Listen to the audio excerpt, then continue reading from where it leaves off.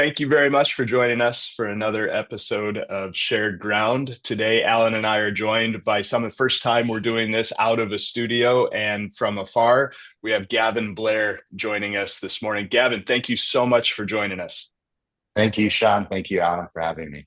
It's a pleasure. I'm glad you're here.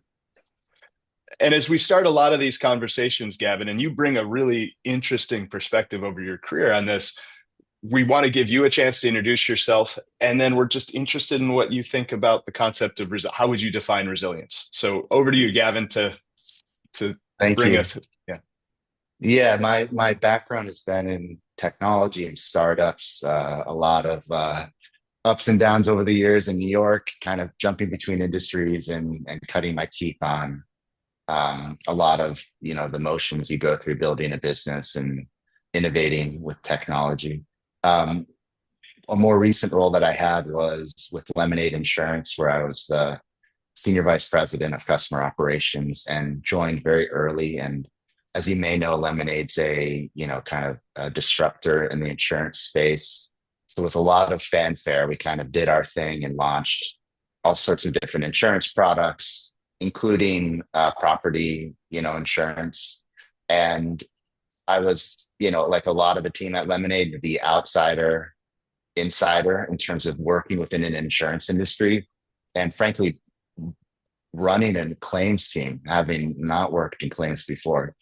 But that gave me this really interesting vantage point on what it looked like, the realities of insurance, the realities of paying claims, supporting natural disasters, seeing where insurance companies could go and where the lines were when you wanted to go further, because our orientation was obviously very much around the experience and customer experience stuff. So anyway, took that, and in this role with Joel, I'm the COO at Bright Harbor, and I've taken a lot of those learnings and a lot of those things and tried to apply it to a space that I was getting very familiar and aware of, which was the disaster recovery space.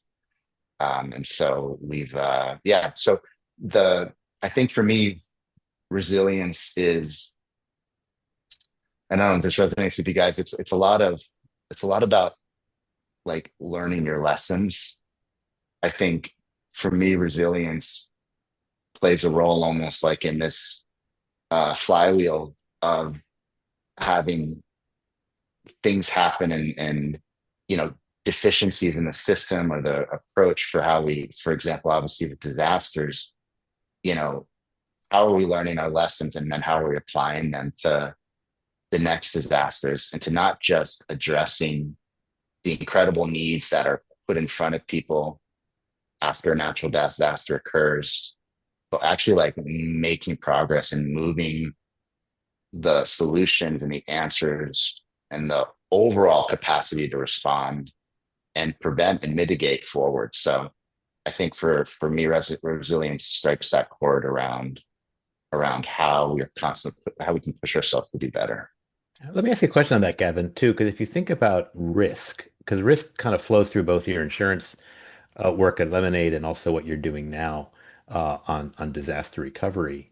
Uh, used to be you could say, gee, this person is high risk because they smoke or they live in a wooden house in the middle of a forest that is prone to fires.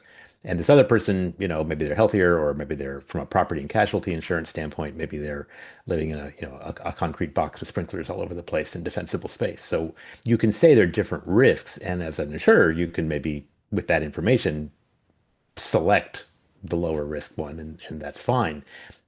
Large disasters hit lots of different people and entire areas sometimes. We talk here, for example, about the wild, urban wilderness interface. We talk about floodplains and flood zones, and we try to map that out. But with climate, that's of course kind of a shifting, moving target. How do you deal with risk and risk reduction, and how does that tie to resilience? Yeah, it's a great point and question. I think it actually comes to the heart of really what this macro problem is that we're dealing with. And for me, it's really important to always start with that because I think it frames the like picture. Um, you have a few trend lines that I think are all coming together.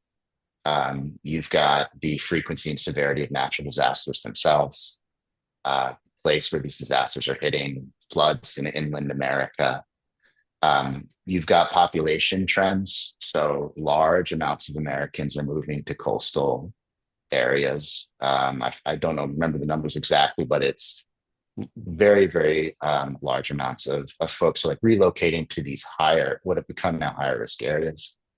You have the insurance industry, I mean, Alan, like unable to write risk anymore. Like there is no historic playbook from an actuarial or otherwise perspective for how you like the answers, frankly, for the insurance industry on how to be able to write risk. And for me, that ties directly to home ownership. Like, what is now home ownership if you are unable to secure your asset, if you're unable to secure insurance against your asset? You know, you take a mortgage out and you're required to be able to insure that asset. So, you know, this kind of like macro picture is the stakes are obviously so high in so many different ways, but it's like this, you know, the hope and promise of home ownership is such a like an American thing in principle. It's the way we think about wealth, and it's at risk, and it's at risk for generations coming. And so I think the urgency around solving these problems is tied to a lot of very high stakes things. And the last leg to this, of course, I'll highlight is the government response, the efficacy of FEMA, the ability for us to have support, you know, from state or local government is a sea change right now. And arguably, you know, FEMA is about to go through some big changes. And so again, just a total confluence of events, but I just think the stakes obviously couldn't be higher. Gavin, you used a phrase that I'm wondering if you can unpack this a bit for folks who might not be familiar with the insurance industry, even if we've have the insurance policies, we don't know how it worked. You talked about writing risk. What does it mean to write risk? Yeah, I bet Alan's got, you know, this is very much how Alan kind of framed it, like an insurance Mm-hmm. company, in so much as it's a business, being able to look at a piece of property or something that's trying to be insured and understand what the risk factors are. And, you know, this ties into some more dense topics around, you know, ultimately insurance companies are run based off of something called like a loss ratio, which is for every, you know, dollar insured, what percentage of that dollar is used for when a loss happens. And so, yeah, very much this is the mechanics of an insurance company being able to come and see a home, accurately predict the risk against that home, spread their risk out, you know, manage exposure. And at the end of the day, too, I don't know what you think, Alan, but this is like this is about it being able to be like a private, profitable. This is about the unit economics of running a business, right? Like and something maybe we can touch on a little bit is the nationalization of insurance, which has happened with the NFIP. But I don't know what you think, Alan, about what I shared. No, I think a really important point. I mean, if you look at insurance, there's kind of I'm going to grossly oversimplify this, but there's two different approaches to it. One is you have private insurance companies. They can look at past history. It's hard now in some places, either legally or practically, to forecast things if the future loss ratios may be different. But just look, for example, at past history, and you can figure out from that whom you want to insure. So there's this idea that we pick our insurance companies, but in fact, they kind of pick us.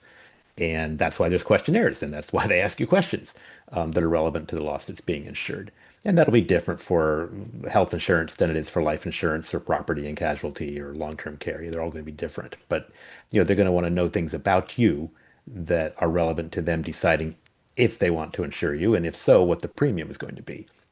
And the idea for the insurance company is gather premiums, save them for the day when you need to pay out claims, and invest the money in the meantime in ways where your assets and liabilities are hopefully roughly matched and don't go out of business doing it because you charged too little, invested unwisely, or had to pay out more claims or higher dollar amounts than you expected to. The other way to get around that is a public insurance plan where it's mandatory, everyone's covered, and that spreads the risk because your pool includes everybody. And that's often what governments might do, especially, for example, in the health insurance area.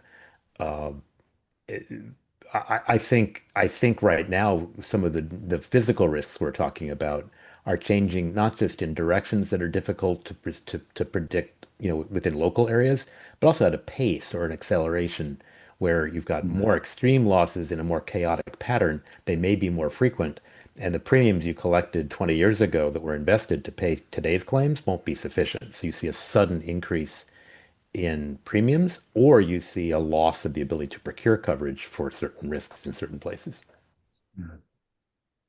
And so Gavin, I don't within know if the that captures the. Definitely. And especially that latter part, the ability to get coverage for your assets, for insurance to work at all as a bit mechanism, yeah, for certain areas. But I mean that footprint's, you know, vast now. It's regional, it's across different regions and coasts and things that we just didn't have to experience before. Yeah.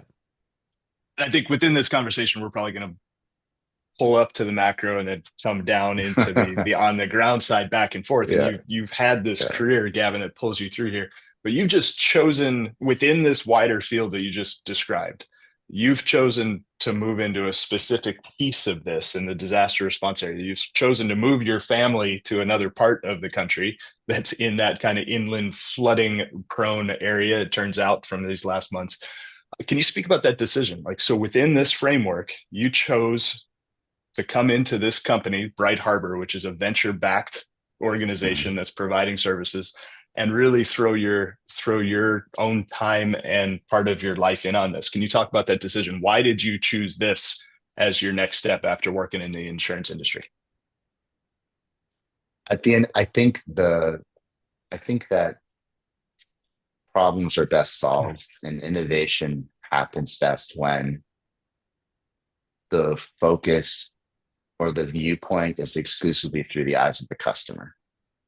I think so much about what we experience and I think lament about how progress is made against things is because of that kind of upstream going down, you know, problem solving. So what I think drew me and my our founder Joel to this problem is because it's the last mile, you know, kind of like this is what the actual people and the customers are experiencing. This is how all these things roll down and the practical realities of what it means to get FEMA benefits and to get and it's just I think sometimes again, as I'm sure you guys can relate, you know, the customer gets added among many other things to what is a kind of framework for solving problems. But I think it's the most powerful framework. And I think what you're ensuring is that at the end of the day, how these things combine and come together solves the actual problem that needs to be solved. It's the most honest and closest to the problem that you can get. And so that's where we want to be. We want to be in the business of, you know, actual support post loss.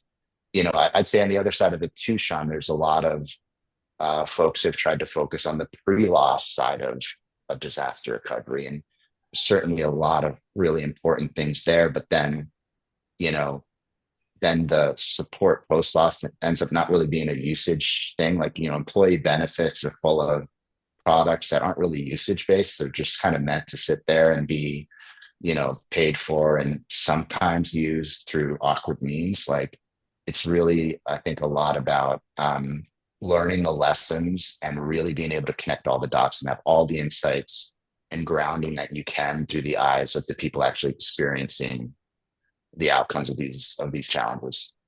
So So you guys Gavin, have I think. worked in it real quick on that customer side, Alan, and then over to yours.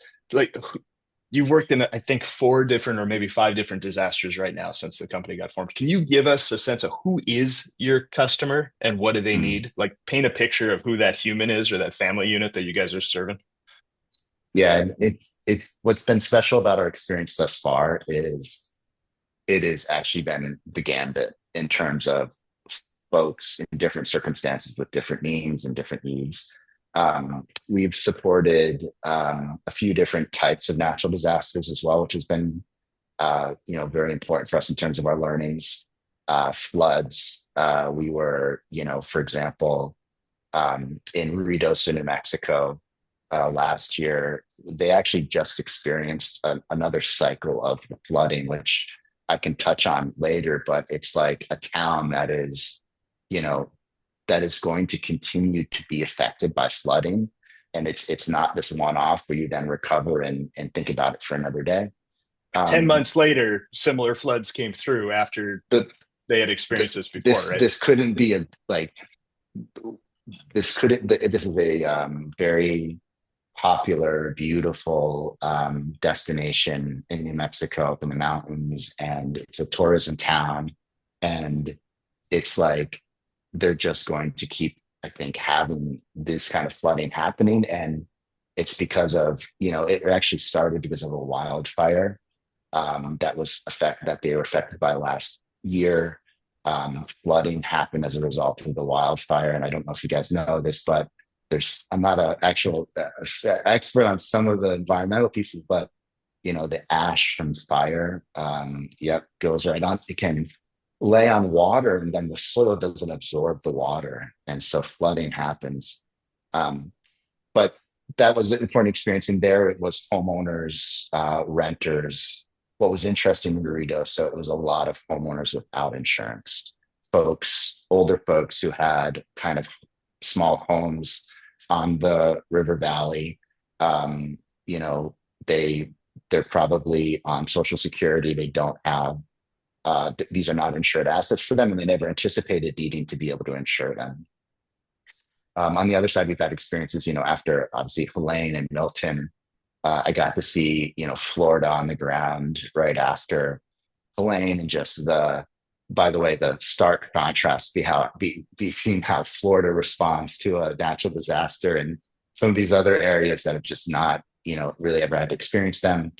I spent a ton of time last year in Asheville, North Carolina, working there for weeks on the ground with folks who had experienced the flooding in Asheville. And so that's, it's a range of experiences, but without exception, you are dealing with single folks with families, renters, homeowners. These things do not discriminate in terms of who they impact and affect.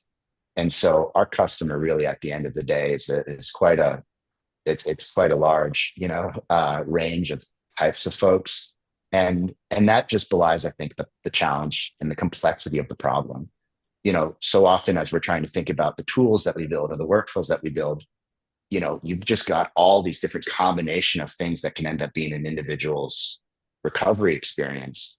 And so much is specific to all these factors that it's not an easy thing to come in and be able to have answers for and be able to feel like you're making progress against, simply because of that diversity of circumstances that people have gone through.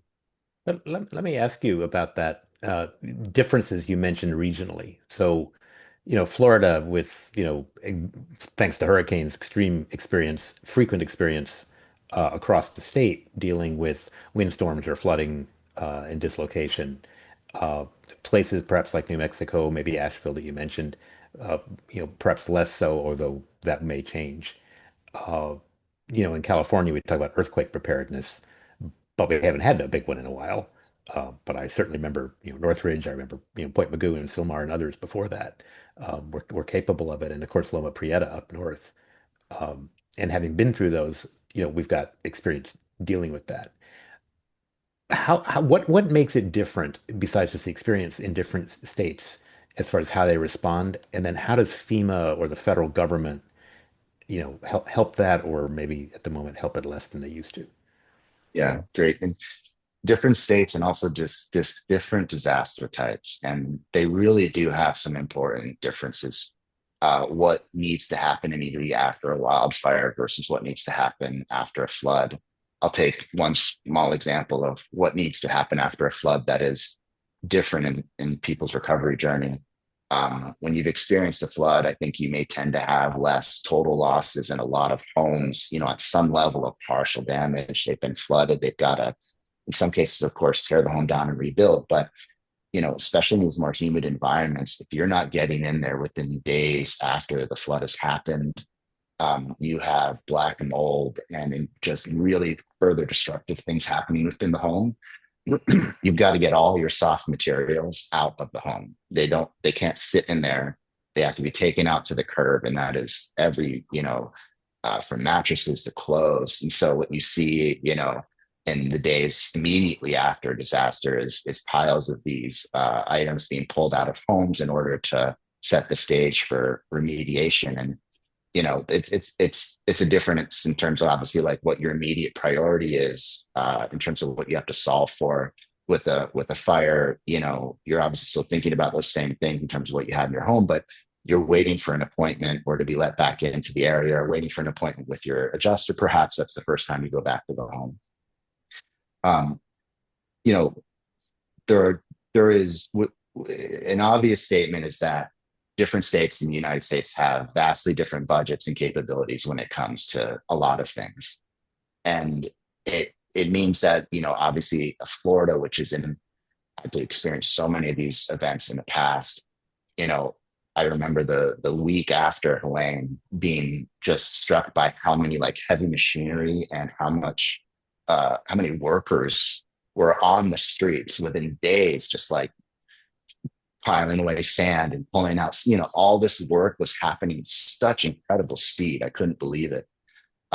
Whereas you'd go to an Asheville and it would be months after the disaster, and you're just starting to see heavy machinery come in and clearing roads and debris and all that other stuff. So there's a combination of things that I think happen. Of course, in a Florida, for example, it's private businesses and contractors and the kind of economy to support the speed of that response. Um, uh, as well as just again the playbook is there, and you can just see how well that playbook is ultimately executed from the state level down to even the town level, and the way that the towns are organized.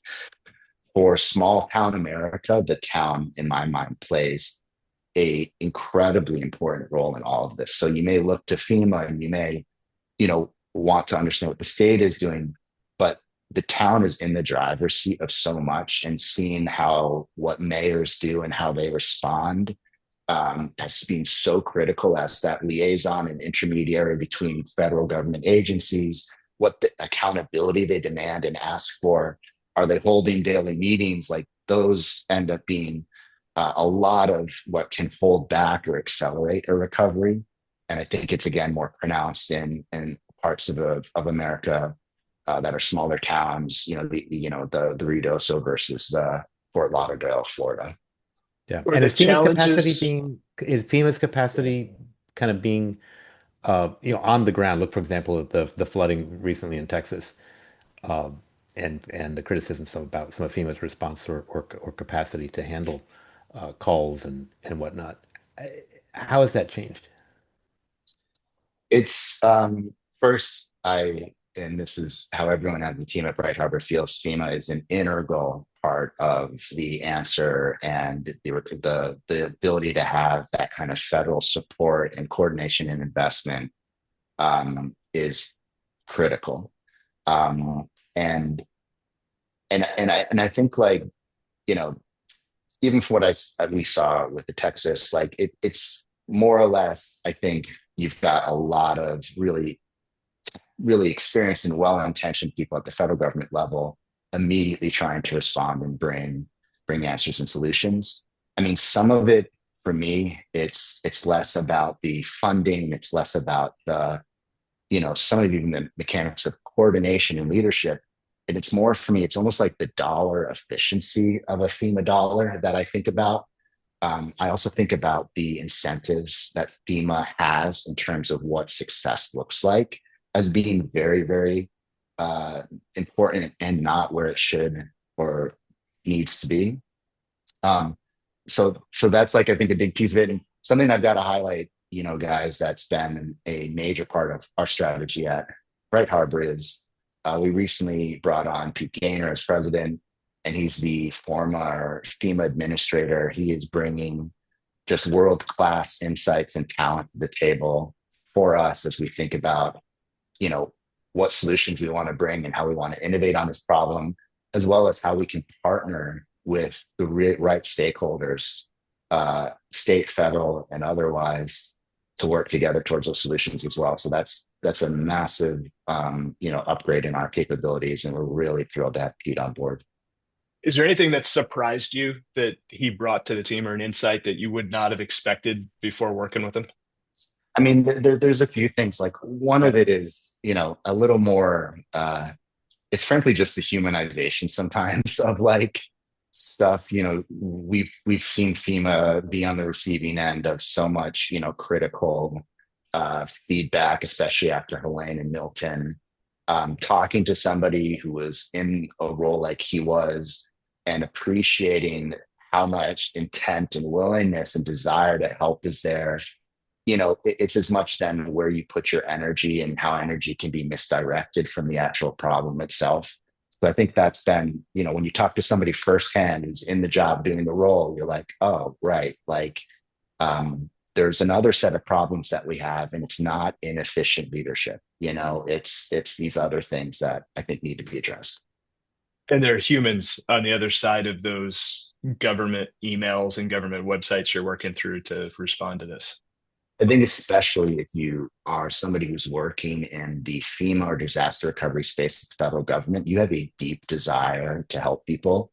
You've chosen a vocation that is not that comes with challenges and requirements that are not easy, and you've done it because of this kind of like civic duty and desire to help people. And it is an important thing, I think, at the end of the day, to keep in mind. Yeah, that public service definitely needs to be celebrated. Um, on that note, because you're in the private sector now doing this work, you mentioned opportunities to innovate. What types of innovations are you working on, or do you wish you could be working on, or you expect to be working on, going forward?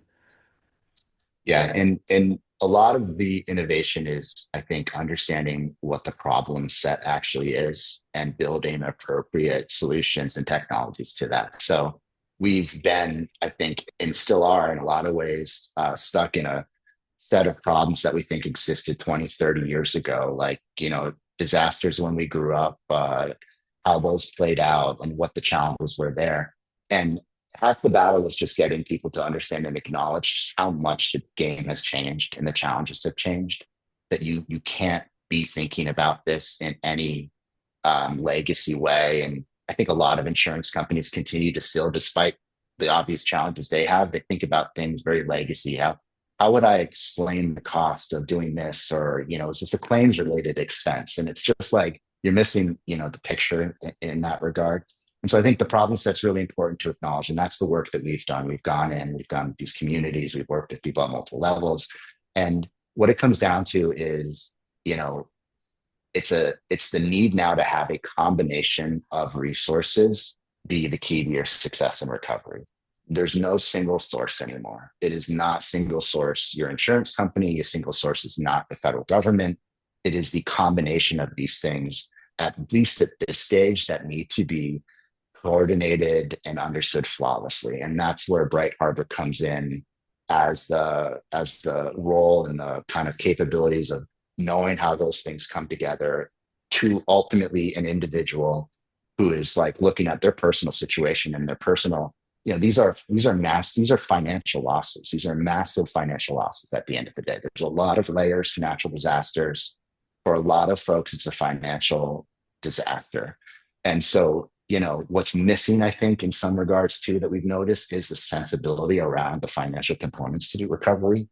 And so as we are understanding what resources are available to folks, we're then working with them on understanding the costs of recovery, knowing what they can expect in terms of proceeds from insurance or proceeds from federal government, helping them understand what it would take to actually rebuild and recover, putting numbers on the board, having those types of conversations. I can't tell you how many times, guys, that I've just talked with somebody about this. And it literally feels it's like the first time they've actually had that kind of conversation with somebody who's like helping them. And it's shocking because it's the conversation, right? It's like, with what means do you have to recover or rebuild or buy back the items that you lost and the means that you had? And so that's definitely, I think, a big focus for us. And the innovation lies there. And so it's the tools and the technologies that allow us to streamline that for folks. We've got an app and a web experience that pulls together multiple parts of that experience for individuals. We've launched, just yesterday, actually, a really cool grant finder tool that, it sounds basic, but it is not there for, grant lists spin up in localities as disasters happen, but this is a tool that can be used across any natural disaster, pulls from the web, leverages AI technology, and it gives people really great and easy ways to stay on top of grants that are happening across communities. And that ends up being one of the, set of resources that you can lean on if you're able to know when they are, what time frame you have to apply for to get to them, and all those other things. Um, yeah. Well, let me ask you a question on that too, if I may, for a second, just staying on that. So you mentioned tools and technologies, and you said across communities. So one of the things that makes natural disasters or any widespread disaster different, than say a single family that just burns down, the house burns down because of something unique to that house, and you can rebuild it in the same way, in the same place, to the extent you have insurance and other funds to do that. Um, so the tools and technologies and the grants and things available will be very different than if it's a community-wide disaster. How does that inform the work that you're doing for these widespread events? Yeah, and if I understand what you're kind of touching on, it's the answer isn't just in the individual's ability to recover; it's in the community's ability to recover. Is Exactly. that kind of what you're indicating? Yes. Yeah. Um, we are, always oriented first and foremost around, of course, what we feel like is that individuals need to be able to get back on their feet. I think when you start to look at things at the community level, there's first there's some great ways in which a community can actually be leveraged to speed up and allow for the collective, to recover faster. I don't know if you saw this, Sean, but neighborhoods, using or finding the same contractor to come in and do debris removal and leveraging the power of that. Yep. Things like that are, I think, I don't know what the experience was in LA, but I've seen a lot of examples of at a community level and community coordination, neighborhood coordination being one of the key, reasons people are able to do things. So I'm thinking about that community, individual to community level, Alan. We talk about that a lot over these episodes and in a lot of the other work we're doing. Gavin, that financial hit is one of the largest hits, and it's really hard to figure this out, right? You've worked across many different types of disasters and different communities that may have had experience running through this before. So like the requirements of resilience might be different in different places. I'd be interested in any insights you have of kind of the sequence and cadencing of what people might expect. Because like if the day after our house burnt, 3 months later, now a little over 6 months later, I'm engaging very differently with all of the challenges we have to face just because we've come through this individual and collective experience. For your work with impacted individuals and communities, I'd be interested in what you've seen. Like, when are people even ready to have the kind of conversations that y'all are having with them, even if they're really important to have a couple weeks in? Like, not everyone's going to be able to have that through. So how is that kind of that trauma layer? I don't know if that's the right Mhm. designation of the layer, but the emotional layer, the just recognizing what you've come through and accepting it. How does that layer into the effectiveness of people engaging with all of these services? I mean, this is the most human part of all of this. These are unbelievably traumatic events, right? And um, I've seen both sides. So interestingly, I've seen folks who have really had to go at a slower pace. And 6 months post LA, we're just starting to work with them now. Which means a lot of And those grants that you're identifying stopped oh, not granting just like three grants, months the ago, right? SBA loan deadline was in March. The FEMA, I like tried to get a pan thing, for my stove the other day, and it's a yeah, full price pan, whereas like 4 months ago it would yeah. have been different. It's such a fascinating So experience. part of, I think, what we all may acknowledge needs to change is the timelines of support and the way those things layer, and especially with an example like an SBA loan application expiring in March, right? This is people are looking at SBA loans now because they're actually at the point of rebuilding and understanding their budgets and their Yeah. budget gaps.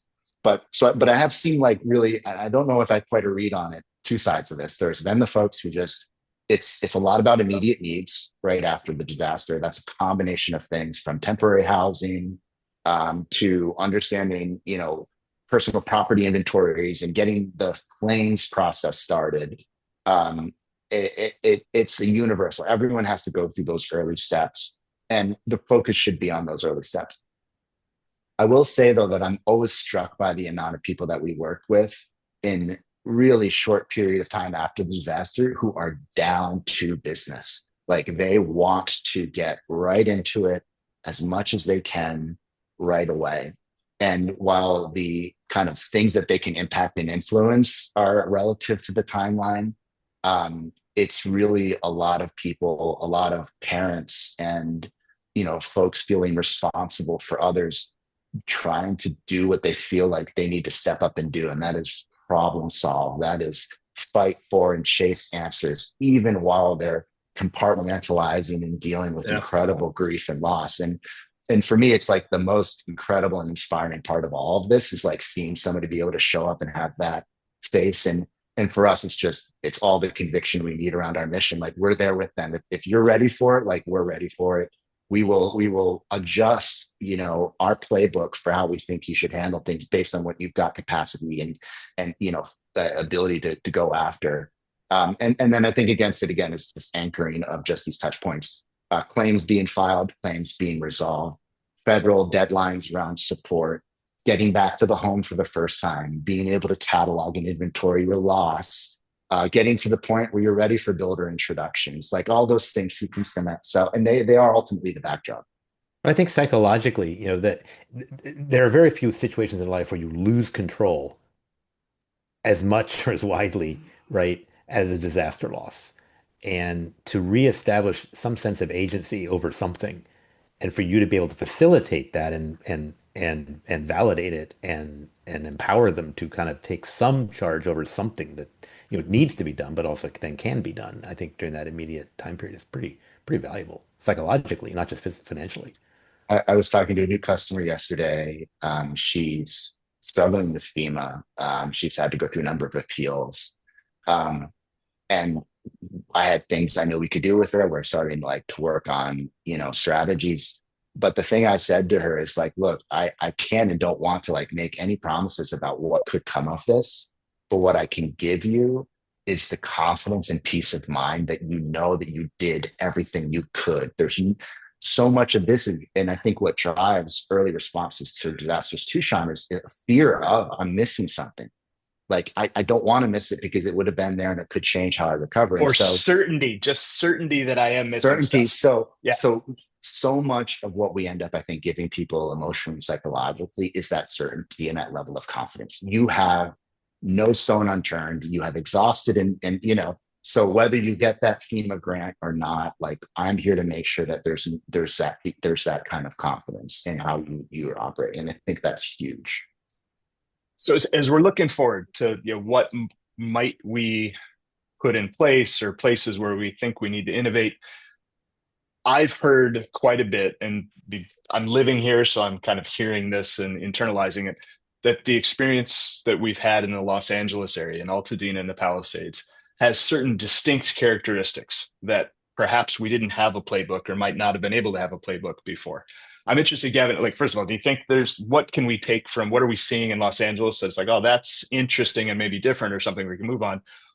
But also you might be seeing stuff in Central Texas or some of the other places that you're working, like this is actually what we need to be looking at moving forward.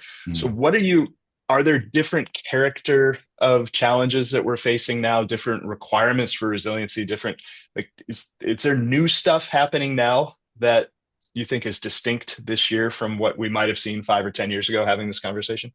Yeah, it's hard not to feel like any number of these events are like so singular, right? And their consequence and outcome. And certainly Texas has got, the flooding, like its own just tragic character to it that is just beyond, belief.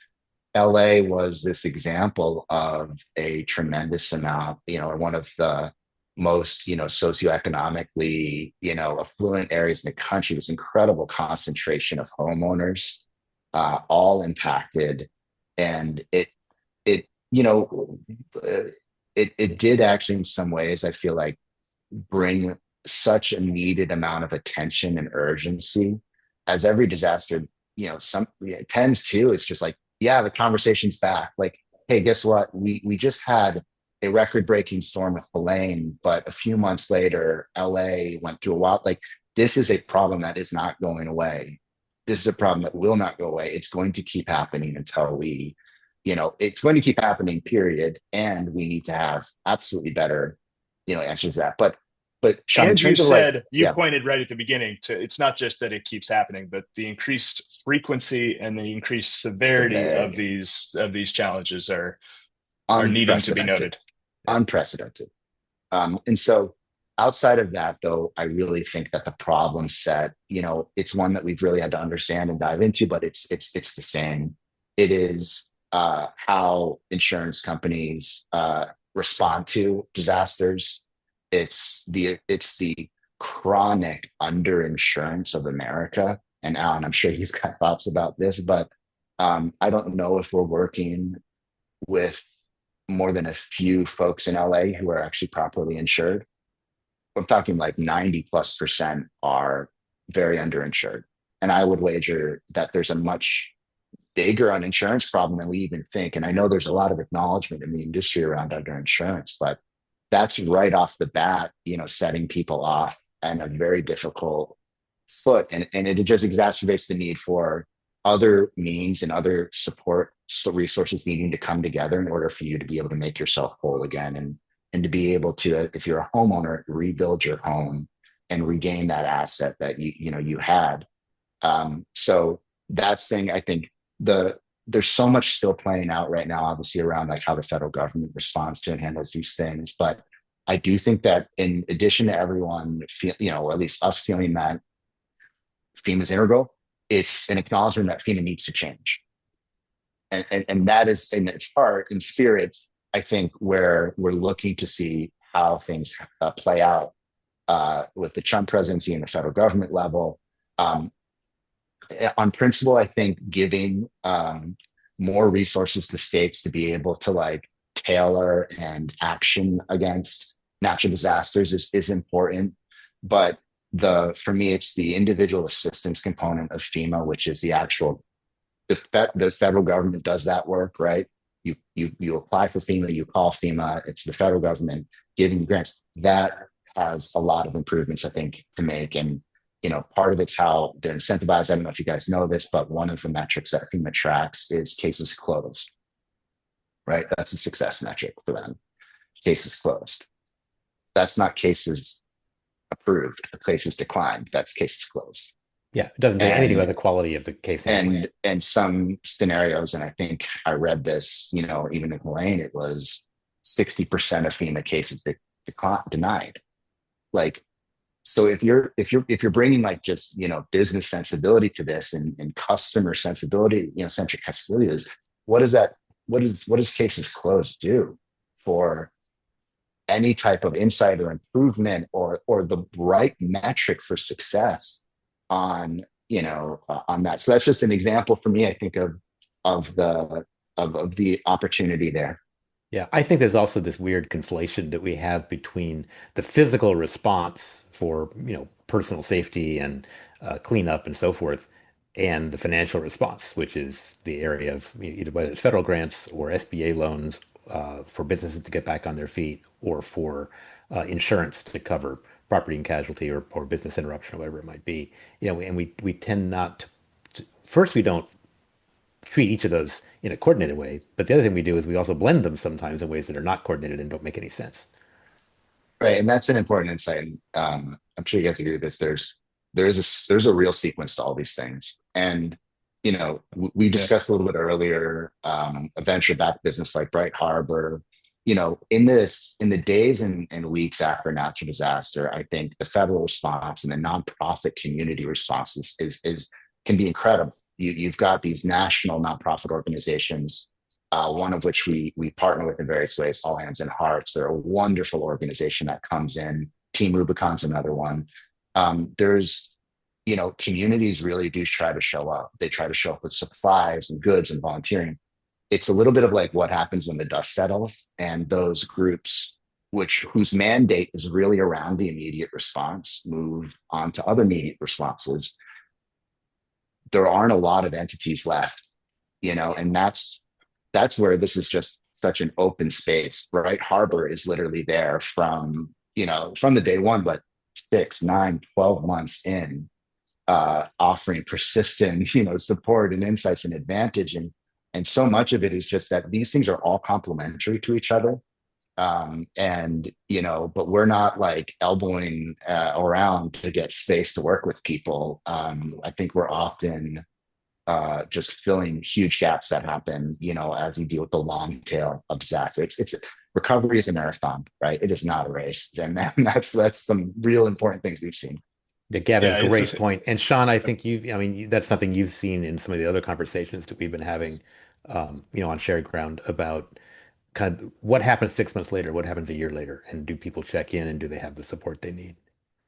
yeah, and Gavin, that point you made is so of how it layers together. On one of the last conversations we had, John Seidman talked about just sending a text to someone 6 months in, like set a reminder to reach out.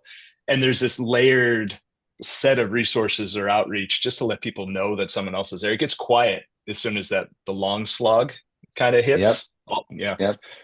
Gavin, as we've talked about a lot of the challenges that are coming up in the future, and you've had so many experiences with individuals, with systems, with communities. Be interested, like what brings you hope? Where are you seeing, the spark of optimism and hope that kind of keeps you grooving in this? Can you share anything that comes to mind? It could be an individual experience, it could be something large. Like what is it that you're seeing is like, oh, this is great. This is why I need to be doing what I'm doing. Being able to experience the end to end of recovery offers a lot of that just at a baseline. Like we Case are is work closed. we are working with a number of customers like right now, and this is another side of things. Yeah. Alan, you talked about being in the driver's seat. When are you least in the driver's seat? When you're trying to chase down a vendor or a builder to come and do work on your home after a disaster. That is like you are out of the driver's seat, right? And so a lot of where we've also focused is on finding and referring trusted vendors, people who people can have expectations around and actually be back in the driver's seat with as they then try to get work done on their homes. So connecting folks to like, incredible builders and vendors is a lot of that last, step that we work people through. And Sean, seeing people like, I can't tell you the feeling of some of these folks are actually making the decision to pick a builder to start the build process. And that is just like this incredible, you know, there is, and these are people all in not ideal situation. They're all underinsured. They're all like, some combination Yeah. of things. So knowing that there can be that success is what I think drives us then to try to really see how we make sure that's available to everybody and how it's kind of like driven big picture. I also think there just remains a tremendous amount of public awareness gaining and growing around this problem from multiple sectors. I think it's kind of had to become really painful in a lot of ways, especially the insurance industry, Alan. I think it's like it's maybe some are still, head in the sand, but it's becoming really hard to ignore the fact that like the rules have changed in so many levels and new answers are needed. I'm hopeful that the changes with what FEMA represents, that element, and the empowerment of states will leave like will create room for like new solutions and answers.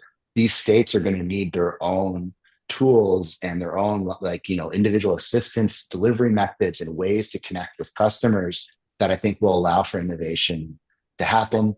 I also think that what is what's going to really hopefully come together is data.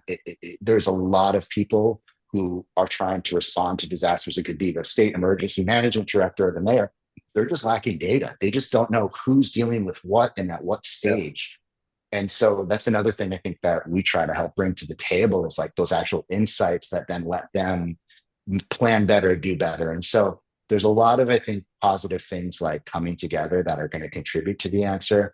And for us, it's just so incredibly, mission affirming in terms of like we've got ways to solve this, and we're here to stay until we do. Gavin, thank Thank, you so much. This has really been a tremendous conversation. Thank We've been you. talking to Gavin Blair of Bright Harbor. This is Shared Ground. I'm Alan Marks. And I'm Sean Kinnear. If you enjoyed this episode or know of others that might want to listen to some of the wisdom that Gavin brought us, please do share it on with them or leave a comment and let us know what you think by sending us a direct note if there's other voices that you want to hear on this podcast. But Gavin, thank you very much. And thanks to everyone who joined us for Shared Ground. Thanks very Thank you, much. guys.